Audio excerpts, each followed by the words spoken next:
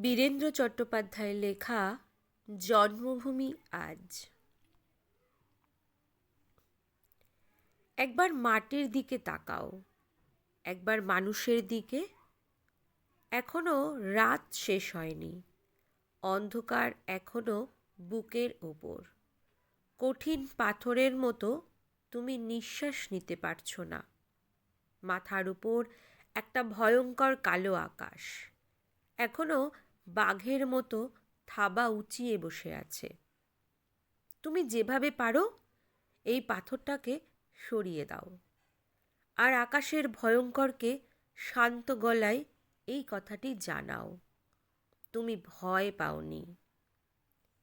মাটি তো আগুনের মতো হবেই যদি তুমি ফসল ফলাতে না জানো, যদি তুমি বৃষ্টি আনার মন্ত্র ভুলে যাও। তোমার স্বদেশ তাহলে মরুভূমি। যে মানুষ গান গাইতে জানে না, যখন প্রলয় আসে সে বোবা ও অন্ধ হয়ে যায়। তুমি মাটির দিকে তাকাও, সে প্রতীক্ষা করছে।